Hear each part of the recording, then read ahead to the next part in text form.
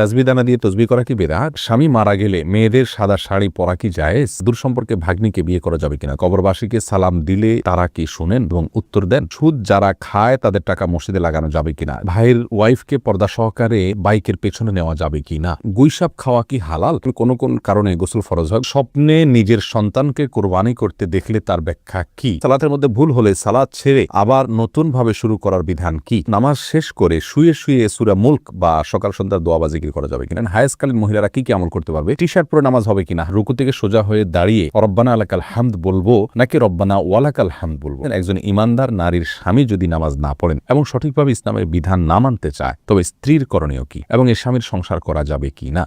হাসিব আহমদ জানতে চেয়েছেন দূর সম্পর্কে ভাগ্নিকে বিয়ে করা যাবে কিনা? দূর সম্পর্কের ভাগ্নি যদি হয় তাহলে বিয়ে করা যাবে, কোনো অসুবিধা নেই। আহমেদ ইকরা আপনি জানতে চেয়েছেন আমি অবিবাহিত স্বপ্নে সহবাস দেখি এবং এমন স্বপ্ন দেখলে আমার খুব খারাপ লাগে, শুনেছি স্বপ্নে সহবাস দেখলে বিয়ে হয় না। না, এরকম কোনো কথা না, এটা কুসংস্কার। আপনি এরকম যদি কোনো কিছু দেখেন এটা আপনার গুনাহ হবে না, কারণ এটা আপনার ইচ্ছায় হচ্ছে না। এমডি জুনেদ খান আপনি জানতে চেয়েছেন সুদ যারা খায় তাদের টাকা মসজিদে লাগানো যাবে কিনা? জেনে শুনে তাদের টাকা মসজিদে লাগানো ঠিক না। আল্লাহ সুবহানাহু ওয়া তাআলা বলেছেন, রাসূল করিম সাল্লাল্লাহু আলাইহি ওয়াসাল্লাম বলেছেন ইন্নাল্লাহা তাইয়্যিব লা ইয়াকবালু ইল্লা তাইয়্যিব। আল্লাহ তাআলা নিজে পবিত্র, তিনি পবিত্র ছাড়া কোনো কিছু গ্রহণ করেন না। বিধায় হারাম কিছু দান করলে আল্লাহ সন্তুষ্টি অর্জন করা যাবে না, সওয়াব পাওয়া যাবে না। এরপর এল শাহিদ আপনি জানতে চেয়েছেন কোন কোন কারণে গোসল ফরজ হয়? গোসল ফরজ হয় মাসিক থেকে পবিত্র হলে, নেফাস থেকে পবিত্র হলে এবং আপনার কোনোভাবে বীর্যপাত হলে এবং আপনার স্ত্রী সহবাস করলে। এরপরে মোহাম্মদ মহসিনুদ্দিন জানতে চেয়েছেন ভাইয়ের ওয়াইফকে পর্দা সহকারে বাইকের পেছনে নেওয়া যাবে কি না? না, প্রথমত বাইকের পেছনে ভাইয়ের ওয়াইফকে যদি আপনি রাখেন এবং আপনি নিজে চালান, অর্থাৎ দুজন আপনারা থাকেন, তাহলে সেক্ষেত্রে শরীরের কোনো না কোনো অংশ স্পর্শ করবে, বাজে চিন্তা হওয়ার সুযোগ আছে। আল্লাহ সুবহানাহু ওয়া তাআলা বলেছেন লা তাকরাবুজ জিনা, জিনার কাছাকাছিও যেও না। বিধায় এটা উচিত হবে না। একান্ত নিরুপায় না হলে, কোনো বিপদগ্রস্ত না হলে সেক্ষেত্রে এটা উচিত হবে না। কাফি আপনি জানতে চেয়েছেন গুইসাপ খাওয়া কি হালাল?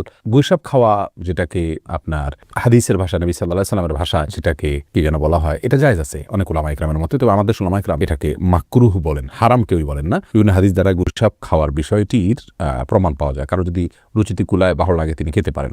এরপরে জান্নাত জাহান আপনি জানতে চেয়েছেন নামাজ শেষ করে শুয়ে শুয়ে সূরা মুলক বা সকাল সন্ধ্যার দোয়া বা জিকির করা যাবে কিনা? করা যাবে বোন। আল্লাহ সুবহানাহু ওয়া তাআলা কোরআনে কারীমে স্পষ্ট করে বলেছেন আল্লাযীনা ইয়াকুনুল্লাহা কিয়ামান ওয়া কুউদান ওয়া আলা জুনুবিহিম, যারা দাঁড়িয়ে বসে শুয়ে সর্বাবস্থা আল্লাহ তাআলা জিকির করে স্মরণ করে। অতএব আল্লাহ তাআলার জিকির বা স্মরণ এগুলো যে কোনো অবস্থা আপনি করতে পারেন। আপনার মনে কোনো অবজ্ঞা থেকে তো আপনি আর করছেন না, অতএব এটি জায়েজ হবে ইনশাআল্লাহ বিইذنিল্লাহ। কোরআন হাদিসে কোথাও নিষেধ নাই। এমডি কবির জানতে চেয়েছেন সালাতের মধ্যে ভুল হলে সালাত ছেড়ে আবার নতুন ভাবে শুরু করার বিধান কি? কি ধরনের ভুল এটা বলতে হবে। ভুল যদি ওয়াজিব তরক করার মতো ভুল হয় তাহলে সালাত ভাঙবেন কেন? আপনাকে নতুন করে সালাত না করে আপনি সেজদা সৌ দিলে আদায় হবে। আল্লাহ তাআলা বলেছেন লা তুবতিলু আমালাকুম, তোমাদের আমলকে তোমরা বাতিল করো না, নষ্ট করো না, বিধায় অযথা সালাত ছেড়ে দিবেন না। আর যদি ভুলটা এরকম হয় যে আপনার কথার কথা ফরজ ছুটে গেল, তাহলে সে ফরজকে পুনরায় করার সুযোগ থাকলে করবেন, না হলে আপনি সালাত ছাড়তে পারেন। মৃদুল জানতে চেয়েছেন হায়াসকালীন মহিলারা কি কি আমল করতে পারবে? মহিলারা সব আমল করতে পারবে, শুধুমাত্র বাইতুল্লাহর তওয়াফ করবে না, তারা সালাত আদায় করবে না, সিয়াম রাখবে না, স্বামী সহবাস করবে না, এর বাইরে সমস্ত আমল করতে পারবেন। কোরআন তেলাওয়াত করতে পারবেন কিনা এটা মতপার্থক্যপূর্ণ। জমহুর বা বেশিরভাগ উলামা ইকরাম বলেছেন করবেন না, তবে বিন বাজ, ইবনে উসাইমিন রাহিমাহুল্লাহ সহ সৌদি আরবের সমসাময়িক যুগের অনেক বড় স্কলারদের বেশিরভাগই বলেছেন করতে পারবেন। বিষয়টা মতপার্থক্যপূর্ণ, সেজন্য যদি কোরআন তেলাওয়াত তারা শুনেন, রেকর্ডেড তেলাওয়াত, সেটা সবচেয়ে উত্তম, নিরাপদ। আর যদি হাফেজ কোনো মেয়ে হন বা হিফজ ভুলে যাওয়ার কোনো ভয় থাকে, তার জন্য জায়েজ হবে কোরআন তেলাওয়াত করা। তো শুনতে কোনো অসুবিধা নেই ইনশাআল্লাহ বিইذনিল্লাহ। স্পর্শ করতে পারবেন না কোরআন, এই অবস্থায় এ বিষয়ে কারো দ্বিমত নাই। এমডি আশরাফুল ইসলাম জানতে চেয়েছেন টি শার্ট পরে নামাজ হবে কিনা? হ্যাঁ, নামাজ হয়ে যাবে, কিন্তু এরকম কোনো টি শার্ট পরে সালাত আদায় করা উচিত নয় যেটা সালাতের গাম্ভীর্যতার সাথে যায় না, অথবা আপনার এই টি শার্ট পরে আপনি কোথাও যান না ভালো কোথাও, এরকম যদি হয় তাহলে আপনার জন্য টি শার্ট পরে সালাত আদায় করা জায়েজ হবে না, অন্যথায় জায়েজ হবে। আল্লাহ তাআলা বলেছেন ইয়া আইয়ুহাল্লাযীনা আমানু খুযু যিনাতাকুম ইনদা কুল্লি মাসজিদ, হে ঈমানদাররা প্রত্যেক সালাতের সময় সুন্দর পোশাক পরিধান করো। অতএব আপনি যে পোশাকটা আপনার কাছে সুন্দর, সম্ভ্রান্ত জায়গায় আপনি যান, সাধারণত সাধারণ পোশাক নয়, অপমানজনক পোশাক নয়, বা আপনার শোয়ার পোশাক নয়, বা এটা পরে আপনি কোথাও যেতে চান না, এরকম পোশাক যদি না হয় তাহলে সেক্ষেত্রে আপনার সালাত হয়ে যাবে, টি শার্টেও কোনো অসুবিধা নেই। প্রশ্ন করেছেন মঞ্জুরা পারভিন, আপনি প্রশ্ন করেছেন রুকু থেকে সোজা হয়ে দাঁড়িয়ে রব্বানা আলাকাল হামদ বলবো নাকি রব্বানা ওয়ালাকাল হামদ বলবো?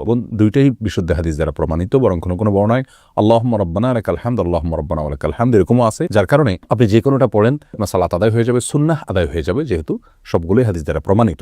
আর কাসরাতুল মাবানি তাদুল্লু আলা কাসরাতিল মাআনি, এই মূলনীতির আলোকে আপনি রব্বানা ওয়ালাকাল হামদ যদি পড়েন অথবা আল্লাহুম্মা রব্বানা ওয়ালাকাল হামদ যদি পড়েন, তাহলে সেটা বেশি ভালো। এরপরে মাহমুদুল হক ভূঁইয়া আপনি জানতে চেয়েছেন কবরবাসীকে সালাম দিলে তারা কি শুনেন এবং উত্তর দেন। মাহমুদুল হক ভূঁইয়া, আপনার প্রশ্ন উত্তরে বলবো কবরবাসীকে সালাম দিবেন আপনি, তবে কবরবাসীরা আমাদের কথা শুনতে পান কিনা এ বিষয় নিয়ে ওলামাদের মতপার্থক্য রয়েছে। অনেক ওলামা বলেন যে শুনতে পান না, তাদের দলিল হলো আল্লাহ সুবহানাহু ওয়া তাআলা কোরআন কারীমের মধ্যে বলেছেন ওমা আনতা বিমুসমিইন মান ফিল কুবুর, যারা কবরবাসী তাদেরকে আপনি শোনাতে পারবেন না, অর্থাৎ তাদেরকে শোনানোর ক্ষমতা আপনার নাই। আর যারা বলেন যে না ওনারা শুনতে পান, তাদেরও অনেকগুলো দলিল অনেকগুলো হাদিসের সূত্র রয়েছে। কাটার এআইডি থেকে প্রশ্ন করা হচ্ছে স্বামী মারা গেলে মেয়েদের সাদা শাড়ি পরা কি জায়েজ? মেয়েদের স্বামী মারা গেলে সাদা শাড়ি আর কালো শাড়ি এরকম কোনো কিছু পরার ক্ষেত্রে ইসলামী শরিয়াত কোনো নির্দেশনা দেয় না। ইসলামী শরিয়া বলে কোনো স্ত্রী লোক তার স্বামী যদি মারা যান তাহলে 4 মাস 10 দিন পর্যন্ত তিনি শোক পালন করবেন। আর শোক পালনের অংশ হিসাবে তিনি খুব বেশি সাজসজ্জা করবেন না, গহনাগাতি ইত্যাদি ব্যবহার করবেন না, স্বাভাবিকভাবে চলবেন, সাদাই পড়তে হবে এরকম কোনো কথা নেই।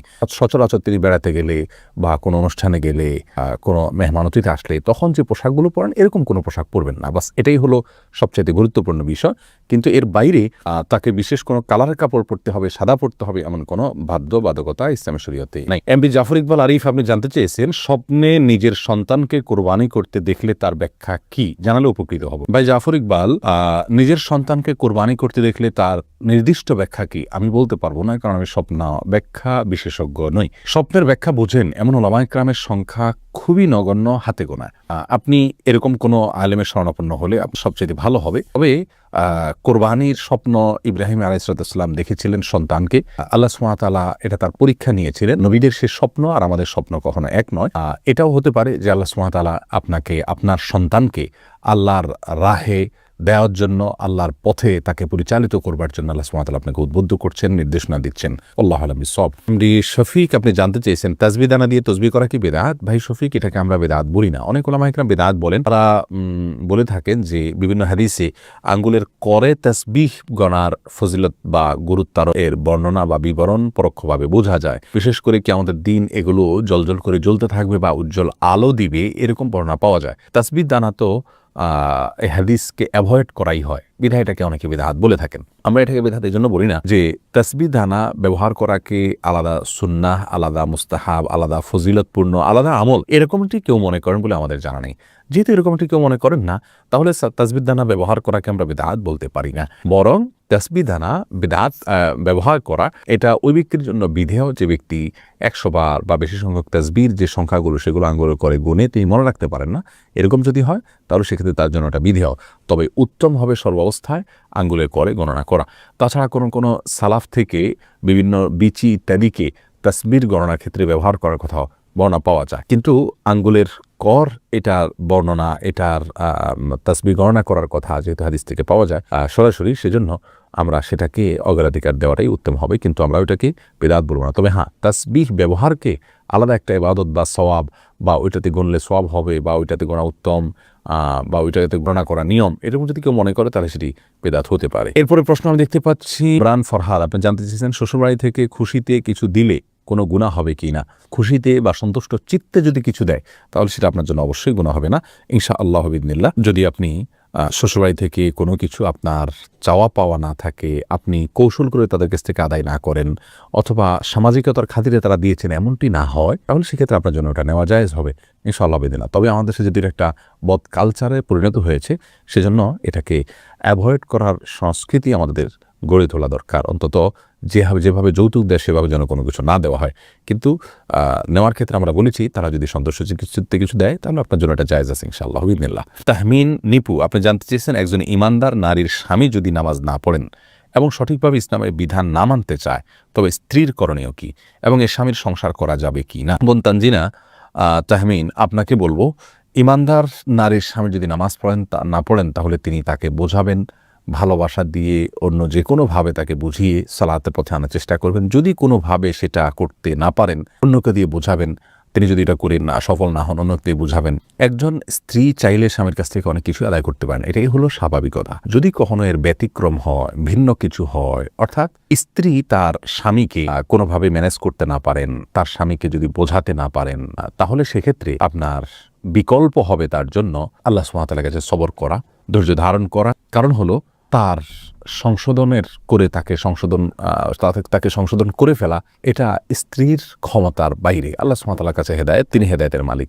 এই স্বামী সংসার করতে পারবেন কিনা আমি আপনাকে বলবো অবশ্যই সংসার করবেন যদি তিনি ঈমানদার হয়ে থাকেন, যদি সালাতের আবশ্যকতাকে তিনি স্বীকার করেন, তিনি যদি সালাতকে নিয়ে তাচ্ছিল্য না করেন, সালাতকে অস্বীকার না করেন, তাহলে সেক্ষেত্রে তার সংসার আপনি করতে পারবেন, কারণ তাকে আমরা কাফের মনে করি না। যদিও অনেক উলামা ইকরাম সালাত ত্যাগকারীকে মানে গণহারে বা পাইকারিভাবে কাফের বলে থাকেন, তাদের মতে আপনার জন্য স্বামীর সংসার করা ঠিক হবে না।